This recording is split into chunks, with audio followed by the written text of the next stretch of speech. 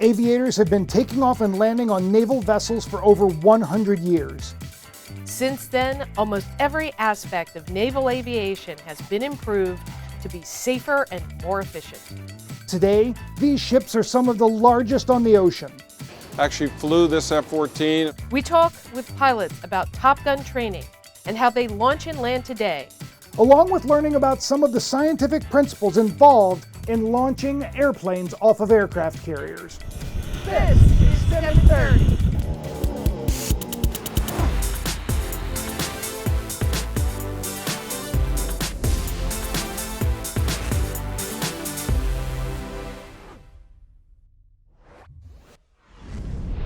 Hi, I'm Beth. And I'm Marty, and welcome to the Smithsonian's National Air and Space Museum's Stephen F. Udvar-Hazy Center in Chantilly, Virginia.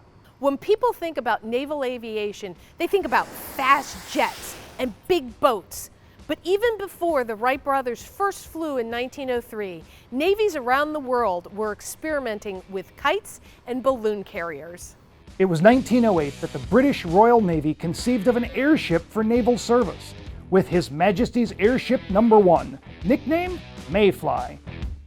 These slow, lumbering airships could be launched and recovered from floating hangar vessels, but had limitations for military applications. In 1910, Eugene Ely became the first pilot to launch a fixed-wing aircraft from the deck of a ship. A few months later, he became the first to land on a ship. It would take nearly a decade before the general design of aircraft carriers you know today were developed. Many of the features on the earliest aircraft carriers can still be seen on today's modern ships. A large, flat deck to land on and catapult off of, a tower for air traffic control, and crew members communicating back and forth. One of the things that's really important for us here at STEM in 30 is to virtually take students to places they may never get a chance to go, like the deck of an aircraft carrier. As we began to research how to tell the story of the United States Navy and an aircraft carrier, we reached out to the Navy and asked if we could go see a ship in port. And they said, sure, but do you want to ride?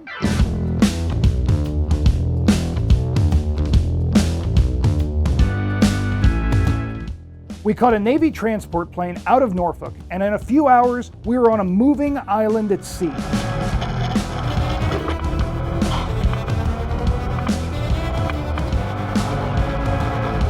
Ike is both a city and an airport, and has all the essentials to keep this ship of 5,000 sailors up and running. There are doctors, a library, a jail, even a coffee shop. Apparently, baristas train sailors on how to make the signature drinks at sea. To the untrained eye, the flight deck looks like chaos. There are planes trapping and catapulting, helicopters landing, and sailors moving all over the place. But it's actually very well organized. Pryfly keeps track of the planes. The sailors are all doing essential jobs and use hand signals and colored shirts for communication and quick identification. Night operations were the best. It's loud but peaceful and exhilarating all at the same time. Jets approach the dimly lit deck, most trap, but some bolter and have to try again. The view of the Milky Way at sea is unbelievable. Hold on. I'm in my stateroom. This is going to go on until 2 o'clock in the morning, all night long. But the ship ever so gently rocks you to sleep. The cat shot is the single most exhilarating part. It is only for about 3 seconds. But there are more G-forces catapulting than in a space shuttle launch. By the time we got back to Norfolk, we were all beat, but had a much better understanding and appreciation for what our sailors do each and every day. To get where we are today, it took a while to go from launching and landing planes off of anchored ships to ships underway. It was the British during World War I who used flat-deck ships for air operations while at sea. Shortly after the war, other countries like Japan and the United States started producing aircraft carriers of their own. The war had proven a need for this new innovation. Treaties limited the number of warships a nation could manufacture, but that was all about to change. World War II brought a new demand for moving air bases. Over 200 carriers from 11 navies were used in the Second World War. Aircraft carriers supported land campaigns and for the first time participated in epic sea battles, like the Battle of Midway and the Battle of the Philippine Sea, which involved over 20 aircraft carriers alone. Lessons learned from World War II brought about several innovations to aircraft carriers and naval aviation. Just after the war, the United States Navy created an elite aerial demonstration team to show the general public what naval aviation was all about. These ambassadors in blue are known as the Blue Angels. Commander Winters had gotten a message from a higher authority that they'd like to have a group of some kind go out and do some recruiting for naval aviation. The Blue Angels were created in 1946, just after World War II, as the U.S. Navy Flight Exhibition Team. Later that year, they were introduced to the world as America's ambassadors in blue. They put on their first air show. It was June the 15th at Craig Field, and that was the beginning of my tenure with the Blues. And we put on that first show, and we had a very successful show. Chief of Naval Operations Fleet Admiral Chester W. Nimitz created the team to increase public support of naval aviation and show the American public the skills and dedication of Navy aircrews. World War II ace pilot Lieutenant Commander Roy Butch Voris assembled a team of top aviators, and in June of 1946 they took to their Grumman F-6F Hellcats to show Navy brass what they'd been up to. The Navy Flight Exhibition Team, the demonstration team, and everything went into CNO saying, we'd like to have the Navy Flight Demonstration Team. Can we have them? So forth. I said, we gotta give a name for ourselves.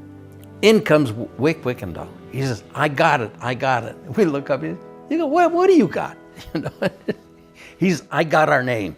He says, look. He opens up the New Yorker magazine, and he had it marked there. And here was a little one column, maybe about a 2-inch ad for the Blue Angel nightclub. So the Blue Angels, that's it. That's the name we want. Since then, the Blue Angels have been thrilling audiences worldwide. Pilots have come and gone, and the airframes have been changed many times over the years, but their mission remains the same: to showcase the pride and professionalism of the United States Navy and Marine Corps by inspiring a culture of excellence and service to country through flight demonstrations and community outreach.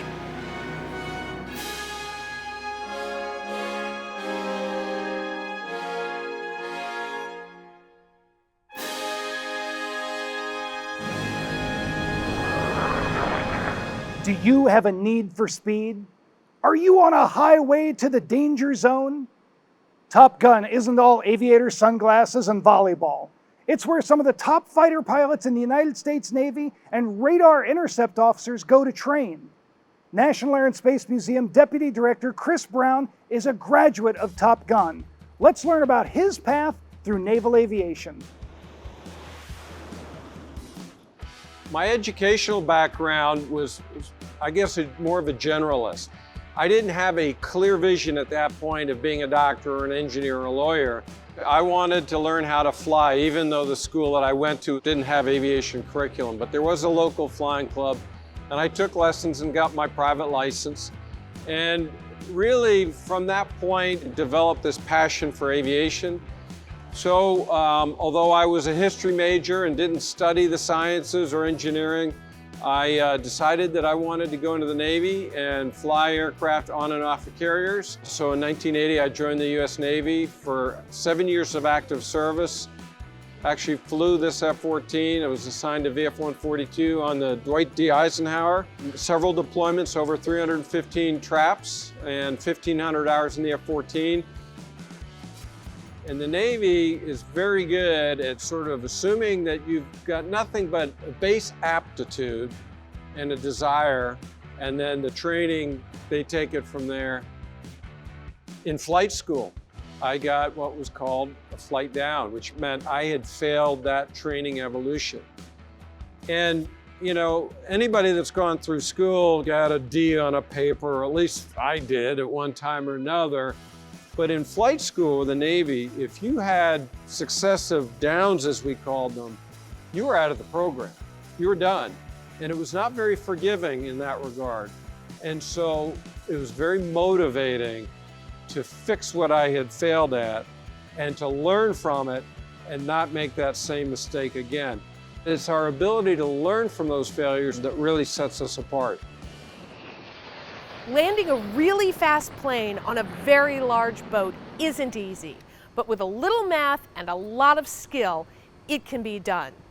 Let's take a look at how to land a very fast plane on a very short runway without falling into the ocean. And then you can utilize the principles of design to create your own airplanes to land on a simulated aircraft carrier you can create at home. Did you know that airplanes that are designed to land and launch on an aircraft carrier are designed differently than other airplanes? They have wings that fold so they can be stored below deck. The suspension on their landing gear is beefed up for landing on the carrier, and they also have a tail hook to catch a wire that stops them as they land. The front landing gear is also different. Naval aircraft have two wheels so they can hook into the catapult to launch off the carrier. In order to design an airplane, we need to think like engineers. The engineering design process has 6 steps. Ask, imagine, plan, create, test, and improve. Ask, identify a problem or challenge. How can we create a paper airplane that can land safely and smoothly on our aircraft carrier? Imagine, develop possible solutions. What are some ways that we can design our paper airplane? What kind of materials can we make our airplane from? And how far away can we position the plane from the aircraft carrier to help it land smoothly and safer? Create.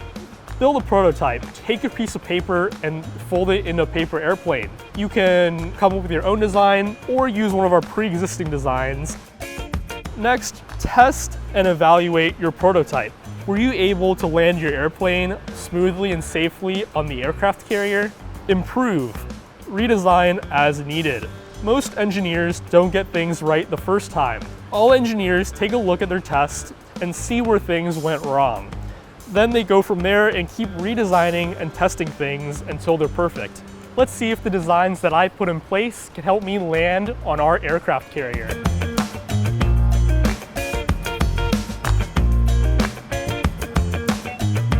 How did your airplane perform landing on your aircraft carrier? Was the landing smooth and safe? We would love to see you use the engineering design process to make improvements to your airplane. What do you think you can improve on your airplane?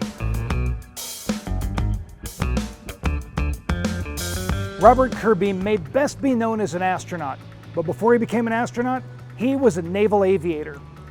It may seem like an aircraft carrier is huge to land an airplane on. As a matter of fact, it is. It's the length of this building.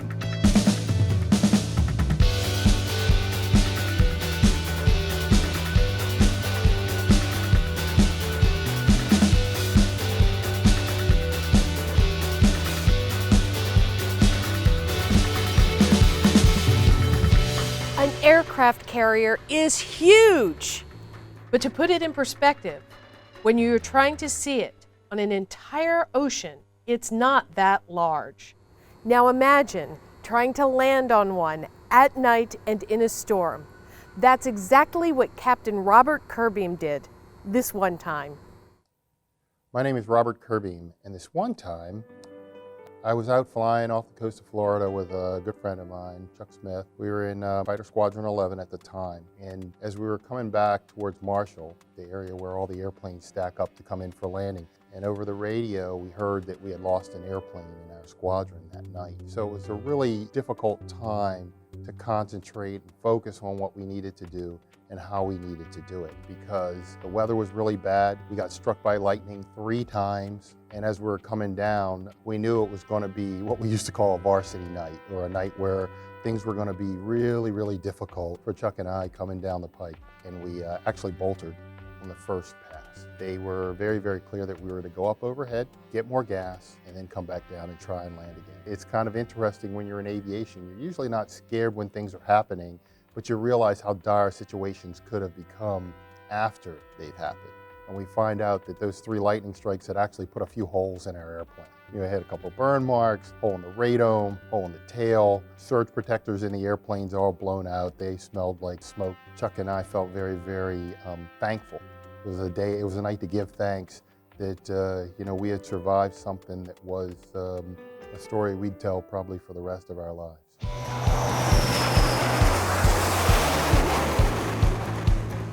Over the years, there have been many design changes and innovations made to carrier operations. An angled flight deck allowed for safer landings. As planes became faster and heavier, a steam catapult was used to launch the planes off the ship. A major improvement made to the landing system was the move from signal flags to an optical landing system. Landing signal officers, or LSOs, help guide the planes in safely. Let's take a look at how that works.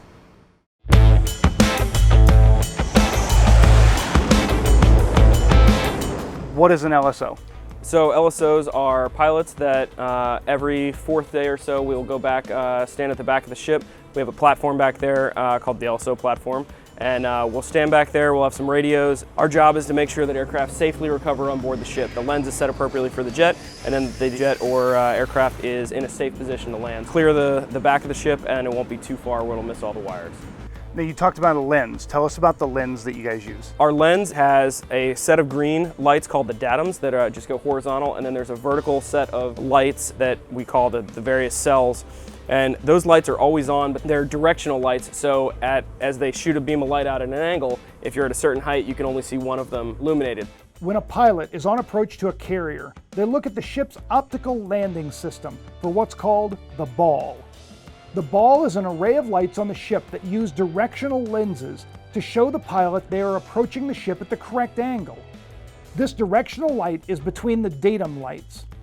Depending on if the ball appears above, below, or centered with the datum lights, the pilot knows to correct their path, or glide slope.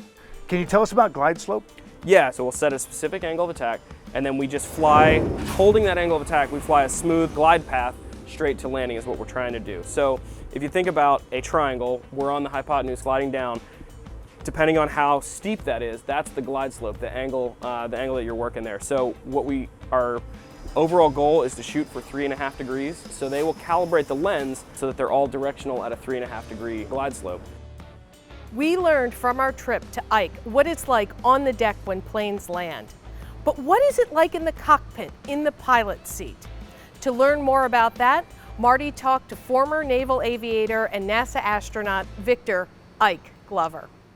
You've landed on an aircraft carrier. That doesn't seem like something that's very easy. Can you tell us about it? Landing on an aircraft carrier is amazing. And you start off by holding overhead the ship, and you're looking down, and there may be 10 airplanes there waiting to land, and there are 10 airplanes on the deck waiting to take off. And you have your schedule that shows you how many are going, and you watch when they start the launch, and you're counting. And when you get to the last few, someone starts the landing pattern. They go down into a low altitude overhead the ship. They go fast and turn downwind, start to slow down, and then they put the landing gear down, put the flaps down, and when you roll out behind the ship, you've seen those pictures of the meatball, the green lights with the white light in the center that tells you if you're on glide slope, if you're too high or low. That's about 20 seconds from touchdown. And as you roll into the groove, the last jet may be launching off the front end of the ship. And we fly that lens all the way to touchdown. That meatball tells us where we are on glide slope, so we're flying that all the way to touchdown. So every time you land, it's a surprise. You catch a wire, you go full power, and then they back you up. And as you taxi clear, your friend lands behind you about a minute later, and that's when it would always dawn on me. We did all of that, what we call zip lip, without talking. You don't talk when we land on the carrier in the daytime. Wow. What's a launch like? I imagine that's pretty drastic when you take off. Absolutely. You take a fully loaded aircraft, a Hornet, a Super Hornet, several tons, a dozen tons of aircraft, and you accelerate it within about 200 feet from 0 to flying speed. It's amazing. So you taxi up there, they hook you up to the catapult, they push the power up on the catapult, you can feel your jet squat down. You will go full power and your jet won't move. That's how powerful this thing is. That whole carrier is holding you down. And then you look over and you salute and you hold on to the handles in the airplane.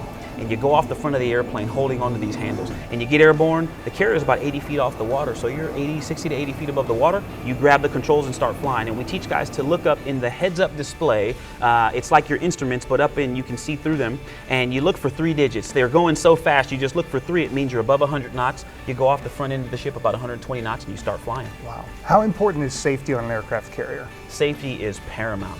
Safety is paramount. One of the ways that you really see that on a carrier is all of the different colors that the jerseys and float coats of the flight deck team are indicative of the jobs that they do.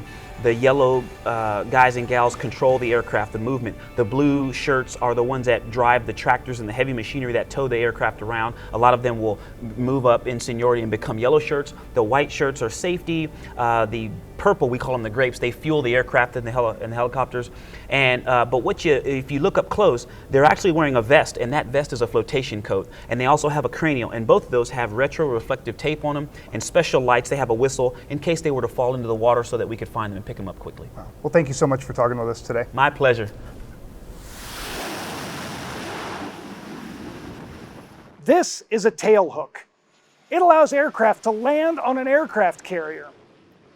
And once you put it into perspective, it's really impressive. Aircraft launch off the USS Dwight D. Eisenhower using a steam catapult. The newest aircraft carrier, the USS Gerald R. Ford, and all Ford-class carriers to come will be outfitted with electromagnetic aircraft launch systems. These are complex systems, but they all come back to electromagnets. And we want you to try this at home.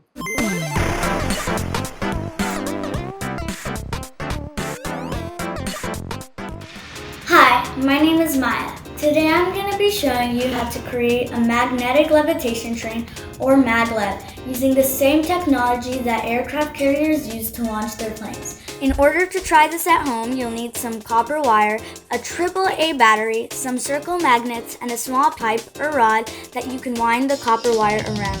The first thing you'll need to do is start winding the copper wire around the pipe. The more coils you get, the longer your maglev train will go. Once you've coiled enough wire, slide it off of your pipe and be gentle so you don't mess up any of the coils. You'll need to make sure your magnets are repelling each other. Then take one magnet and put them on the positive side and put the other magnet on the negative side of the battery. Now it's time to test. The tricky part can be figuring out which side of the train is the front. You may be wondering, how does this work? When the magnets touch the coppered wire, the battery creates an electric current that travels through the coiled wire. The electric current also creates a magnetic field which pushes the magnets in the battery through the copper coil. How cool is that? We just saw electricity being used to create a magnetic field to repel magnets. Have you ever put 2 magnets together, turned one around, and then watched them push away? This is the same thing, only with electromagnets. A system, much like the magnet moving through the copper coil, can be used to catapult an airplane off a flight deck. This system works by using a motor. This motor can push an airplane that weighs as much as 100,000 pounds and accelerate it to 150 miles per hour in 2 seconds. Having been launched off an aircraft carrier using a steam catapult, I can tell you that it's rough. But this new system is smoother, easier to maintain, and uses less critical resources like fresh water for steam. In 2025, the National Air and Space Museum in Washington, D.C. on the National Mall will open the new Modern Military Aviation Gallery. One of the prominent features of this gallery will be a model of the USS Enterprise. The Enterprise was the world's first nuclear-powered aircraft carrier, nicknamed the Big E. She is the longest naval vessel ever built and served as an iconic symbol of U.S. naval power during the Cold War. the museum's 1/100th scale model was built by Stephen Henninger. The handcrafted model, which features an air wing of 83 aircraft, took about 12,000 hours to build. The model was acquired by the museum in 1982 and will be featured in the gallery with immersive programming designed to engage a new generation of visitors. The USS Enterprise demonstrated the advantage of a nuclear-powered carrier. The nuclear reactors meant the ship could go decades without refueling, and there was no longer a need to pump fuel from a resupply ship at sea. This was a major innovation that was much safer and much more efficient.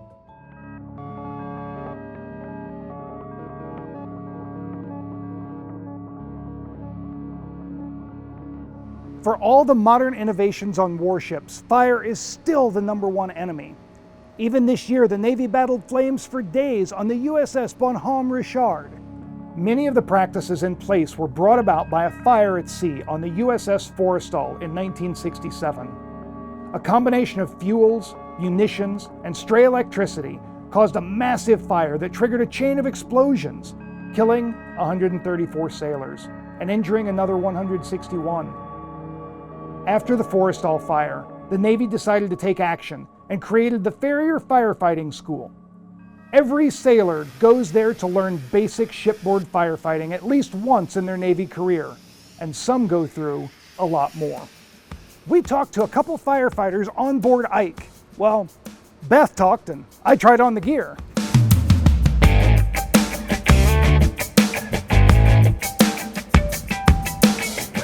I understand that even though you're traveling around in the ocean, that fire's a big concern on the ship. Can you tell us why? We have personnel berthings where people sleep, beds, various fueling stations for aircraft, and all that stuff is all flammable. Even though we are on the water, we carry a lot of dangerous stuff on this ship, and a lot of it can go bad really quickly. And everyone on the ship is trained in firefighting, is that correct? Yes, ma'am. Myself as a D seaman, we train the ship's crew to fight fires in case we aren't there to do it ourselves. Everyone can be a firefighter at any point. It doesn't matter where you are. A fire can happen anywhere. We can't be everywhere at once. And so we have enlisted Marty as firefighter. Do you want to tell us what Marty has on and what he has to do to get ready to fight a fire? So he is wearing the fire protective garment and a flash protective hood. The whole suit can be used to fight fires. He has the flash hood to keep the back of his neck safe from falling debris. He has in his hand the SCBA mask. There it is right there. Seals in all the good air, keeps all the bad air out. The hood goes over it just like that to keep all of his skin safe. We also have our self-contained breathing apparatus. It has everything you need to survive in a fire. You just put it on like a regular backpack. Tighten the shoulder straps, pull them straight down. Buckle your seatbelt. Helmet that we use goes on after the SCBA. The straps go down around the chin. They can be adjusted to any size. And there we are. Well, it looks like he's ready to fight a fire. He is now ready to fight a fire. Firefighting is an important aspect on ships, airplanes, and spaceships. The dedication of the young women and men on board Ike was amazing. The moment that will always stand out to me is when we were standing on the deck and a helicopter was coming into land and we were getting blown around a little bit, and at that moment, an F-18 lands right next to us. It was truly unreal. We also got to see night operations, like Robert Kirby described earlier. When you're on the deck at night, it's pitch black, except for a few red landing lights. When you look up, you can clearly see the Milky Way, and then a jet comes into land. We'd like to take a moment to thank all of our service members for your dedication and your work to protect our country. If you like this video, be sure to check out STEM in 30 on Facebook and Twitter, and subscribe to the National Air and Space Museum's YouTube channel. Thanks for for watching.